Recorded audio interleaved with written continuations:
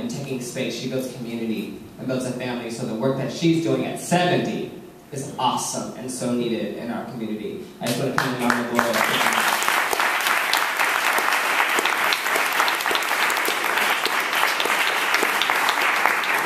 Do we have any questions from the audience tonight? Hi! Oh my gosh!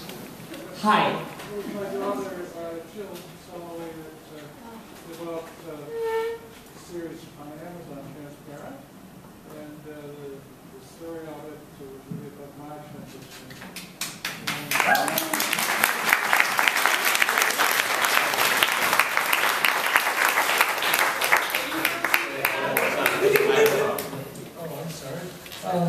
My daughter Jill developed the program Transparent that won the Golden Globe about a week and a half ago, and she wrote and directed and casted it, gave Davina her name, and she won the Golden Globe, and she's going to be nominated for an Emmy, and we're totally proud of her, and I've known her for about 10 years, and her mission in that program was to make life easier for the transgender community, and so many, hundreds and more people have written to my daughter and said how much the program has helped them and their families deal with their gender issues.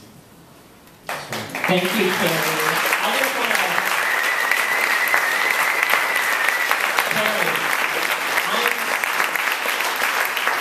So happy you're here tonight. I love Carrie so much. I'm so glad you're here tonight. Carrie's story is being told so profoundly because of Carrie's bold tenacity to share her truth. We are witnessing Transparent, and she is in this room tonight, so I just want us to give a round of applause.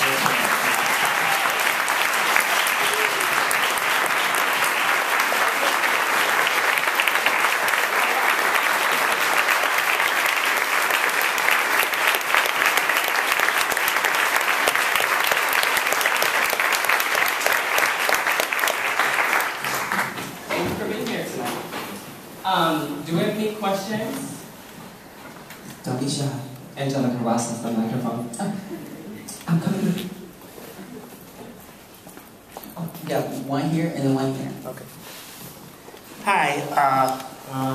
My question is, what's your thoughts about Bruce Bonner's appointment of James Meeks to the Education Committee? And my second question is what's your thoughts about trans entertainers' appearance on television shows going back to the Phil Donahue days up to today? So there's two questions. Is there something in there about the appointment as the education chair? I want to take that question. And then you're asking something about when trans people appeared on Phil Donahue? Yeah. And I'm going to let Kelly answer that question after Owen. So the appointment, the Rauner appointment, yes. And then we're going to do Phil Donahue. Kelly, Lauren. I'll have a contained answer to this question. So, for those of you who might not know, Governor Rauner has announced a series of appointments for executive appointment power for various administrations. These administrations hold huge power in our state. These are the administrations that control things like Medicaid, our Illinois State School Board, which sets the tone for curriculum, standards, and implementation of education throughout the entire state. The Department of Corrections, the Department of Human Rights. These are all administrations that are the chairs of which are appointed by executive appointment as well as the board members. Governor Ronner has announced the intention to appoint Reverend James Meeks, who is, for some, a very notorious figure. He's a former state senator and a Baptist minister from the south side of Chicago with a very large congregation. I believe about 20,000 people attend his church. And he has been very outspoken and a leader in opposing LGBT rights. For example, he's opposed the inclusion of LGBT people in our state human rights discrimination protections. He's opposed civil unions. He opposed same-sex marriage. He's made very public statements that are anti-Semitic, misogynistic. He is anti-choice very clearly. He has made statements about Latinos and Asians not being people of color, not experiencing oppression. I mean, he really kind of sweeps across the board as far as, you know, I think a lot of people. And I think it's very disheartening for a governor who has stated that he is not taking a position on social issues to appoint such a person who is kind of a known figure, particularly in LGBT communities, as being very hateful. I mean, he's called us an evil sickness. Right? And what does it mean for young people in the state of Illinois to have the person who is leading the State Board of Education? Of course, he's one person, right? There's many people who are employed by the Illinois State Board of Ed, but he is leading the State Board of Ed. What does that show our young people about what we intend to do with our schools, about what we are going to tolerate as far as speech, about what we are going to think of as bullying and violence prevention, as far as how we're shaping the world around young people's lives and their upbringing. So the reason why I said I've even reading my diary is because I've been doing a lot of work with the Illinois State Schools Alliance, which is very much opposed to the Meeks appointment, and we intend to fight this appointment as much as we can. Thank you.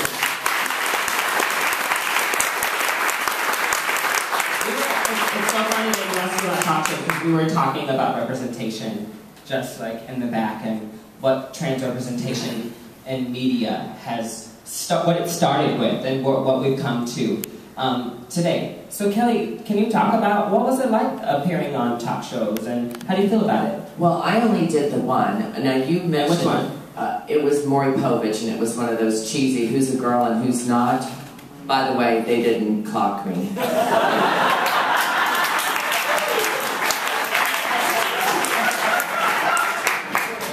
But I think you mentioned Phil Donahue, and I think he did it with a lot more dignity. And what the hell, I got a free trip to New York, and I think they paid me. I'm not sure, I don't remember. But, I mean, I'm grateful to Phil Donahue for what he did with that, because anybody who helps open the door a little further, even RuPaul's Drag Race, which I have very strong opinions about. It's very undignified, and it doesn't even really represent the art of female impersonation. My other personal problem with that is that after performing as long as I have, and with the credentials that I have, I still sometimes struggle to get by financially, where all you have to do is be on RuPaul's Drag Race, and you can get easily over $1,000 for a booking. And maybe not even have done drag, but maybe a couple of years, and sometimes less. But, you know, anything that happens, I'm grateful for, and then that leads to, you know, Laverne Cox, who is a beautiful and fabulous role model. Just because, you know, and regardless of what I think about RuPaul or the Drag Race, it's opening the door a little further. Yeah, I actually was on Maury too. They did clock me. The second time. Because I was on there twice. And the first time I went, they didn't clock me, the second time they did. But I have to say, like, because a lot of people are like, why would you go? The reason why I tell people I went on the show too, because people don't, one, they don't believe I went on the show. And secondly, when I talk about the actual experience, it wasn't for me as traumatizing as I thought it would be. it was actually extremely liberating. As someone who has walked around with a passing privilege to walk in this world and not be clocked, and it lends a certain behavior to you, just like we talk about white privilege. You know, I'm not saying that white privilege is to credit for all of your success, but it helps. Just like with passing privilege, it helped along the way. And but having a whole audience of people yelling at you, like I felt like I was in slow-mo, like, ooh.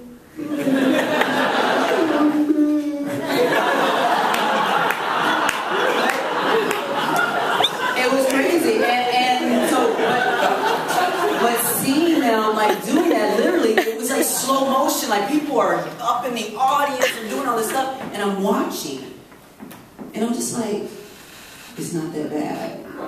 It's just not that bad. If this is the worst, that some, you know, I mean, and that's not the worst, obviously, in our community, but I'm just saying, like, if that was my fear of being, you know, clocked, I lost that fear, and not only that, but it was an opportunity to have conversations with the producers and with other people around what was problematic, or around the way that they were doing the show. So, like Kelly says too, it's like when you show up for whatever the opportunity is, you can't exactly predict what the outcome is going to be.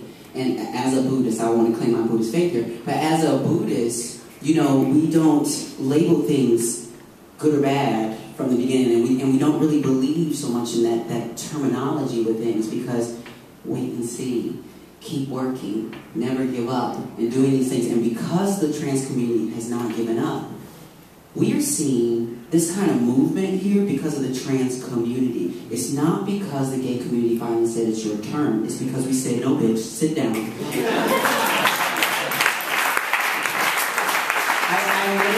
I literally have a wallet-sized cutout of Laverne Cox's Time magazine cover, so that when the next time somebody tells me to wait on your issue, I'm like, no bitch, it's time.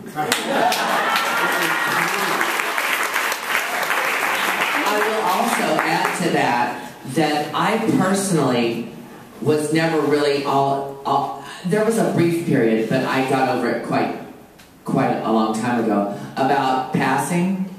I really don't care who knows and who doesn't. I was not so much concerned about being passable as I was being gorgeous. I would much rather be beautiful and have everybody know what's going on. Yeah. Owen, can you talk about passing from a trans man perspective? Yes.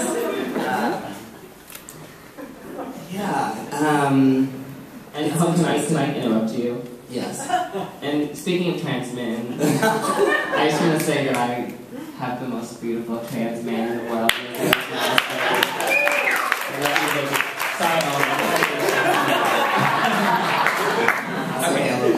I know, he really too. So yeah, I think passing is something that I think a lot about. I feel like the primary privilege that I wear is my whiteness, and then the cloak of masculinity, right? I always get the comment these days, which is, I always knew you were gay, I didn't know you were trans. So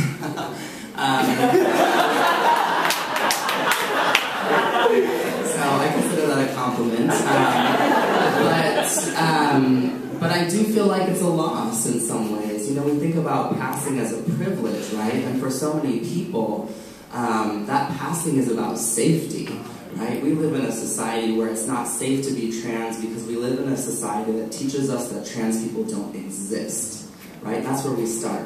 We learned about a trans person in our 20s, in our 30s, right? We learned about a trans person not because we read it in our history book, even though we've always been there, right? We have been erased. And that's really profound when you think about, as trans people, we start by explaining that we exist in every conversation, right? That's the baseline.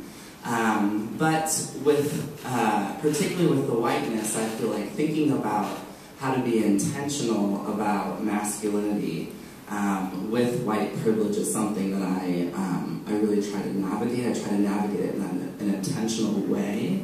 And I feel that particularly for trans men, particularly for white trans men, it's something we could do better. Is thinking about how racism intersects with our gender identities. But for me, it's really an erasure, like I said. You know, I like for people to know that I'm trans. I'm proud of being trans. My gender is trans. When people identify me as a man, I'm like, who's the man, right? Like, who's he? And what's he doing, you know? Because that's not me, right? My femininity, my 25 years of being raised as a woman, my relationship to my single mom as being her daughter, right? That's still really true for me. That's how our relationship is, right? And to not be able to say that out loud, or to risk violence, and right, the risk is much smaller for me, but to risk violence and talking about that in certain spaces, yeah, it's an interesting type of privilege, passing privilege. Thank you. Gloria, how do you feel about passing? Passing. Passing. Well, I've always been a girl, even when I was in boys' clothes. And passing, it doesn't faze me at all. You know, I believe in conducting yourself as a woman or a man. That's okay. You know, you're passing. That's the way I feel. And I never, you know, the term where they would say coming out of the closet, the only time I go in the closet is to hang up my clothes and come out. And that's the way I feel about it, because, you know, if I go down the street, you know, a lot of people, they look at me and say, oh, that's a woman, you know, and I laugh and say, you just don't know, you know, because I think at my age, you know, I hate to say this, women, when they get older, some of them, they look like men, you know, they do, you know, and so I guess I'm in that category, you know, that's an old woman, you know, she's passable.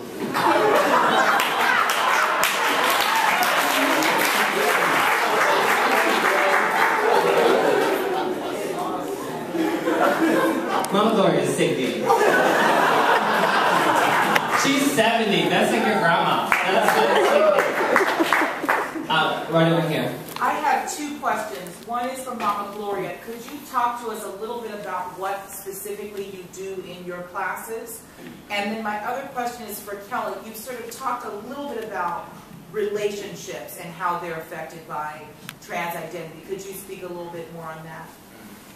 Okay, in charm school is a place where I want girls to come in and learn how to be a lady, you know, because if you act like a lady, you'll be treated like a lady. And, you know, to be a hoochie mama, you know, but it takes class, you know, and to be proud of yourself, walk with your head up high, you know, and do those things, and you can get through it, you know. You can be the ugliest girl in the world, transgender girl, but you know, if you carry yourself with dignity and pride, you're still beautiful, you know.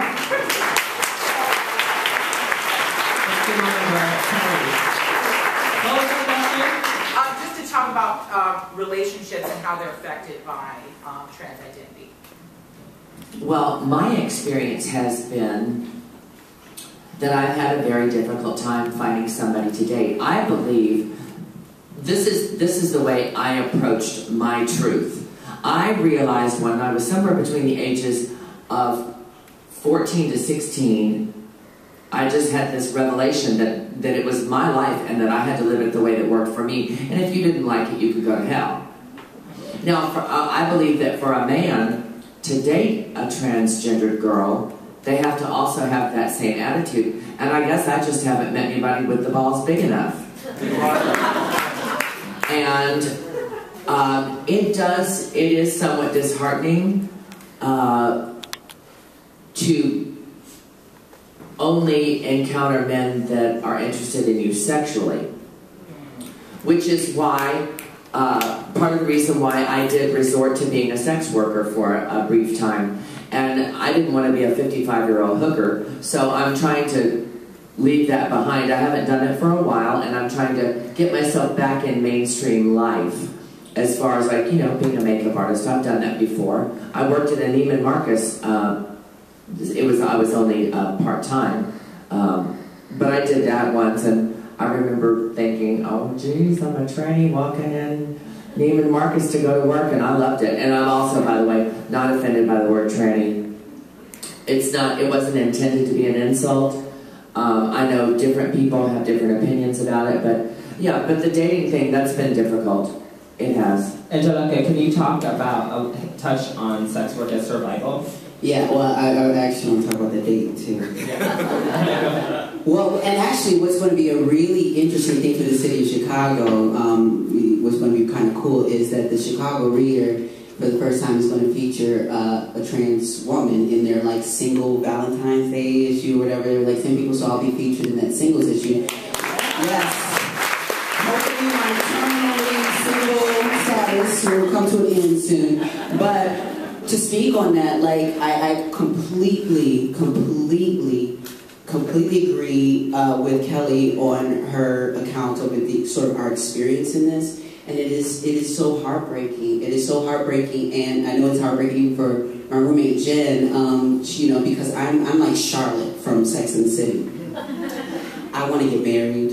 There's a certain life that I see for myself, and I'm this diehard. I believe in love, and every time, and Jen does it. And the deal is that every time a guy disappoints me, when there's no second date, when the text messages come late at night, or, you know, all of these different situations, and what makes you feel, what's so hard about it is that I was with someone for 7 years who I was almost married to. He proposed to me, and I had to say no.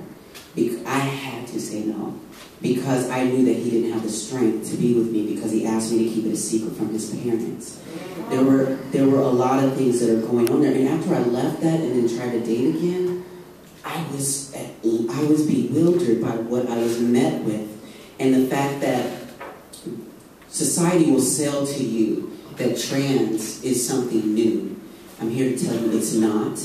Men have known where to find us. People have known where to find us on internets, on back pages, on back streets. We have been around for a very long time. It's just that, like Kelly has said, I'm a very strong woman. Trans women, we are strong people. And I have yet to find a man strong enough to stand in the light of day next to me. And what is even more so, Melissa Harris Perry. I had the honor of Melissa Harris Perry just named me first foot soldier of 2015. And trans sex story is told on MSNBC. What an amazing! Oh wow! and then, but I'm in this place in my life where I can't find someone to share that with. That you're still embarrassed. You're still ashamed. After all of this change, after all, when will I be respectable? And that's why I agree with Mama Gloria on the fact that, because I do carry myself as a lady, and there's certain things that I do, but however, I do also realize that respectability factor is a trick, because as respectable, as dressed up as we can get, we're still not the woman they bring home to mom. So there's a lot of systematic things that need to change in order for us to be able to live and love openly. And hopefully, and like Laverne said on the stage of Creating Change, when she said, you know, trans women and trans people need love out in the open. I need my mom to take my hand and say, this is my child. I need my brothers and my sisters to say, this is my brother, this is my sister. I need my friends to say, that's my girlfriend. I need my co-workers to say, I work with that person. I need to be shown love in public spaces. Thank you.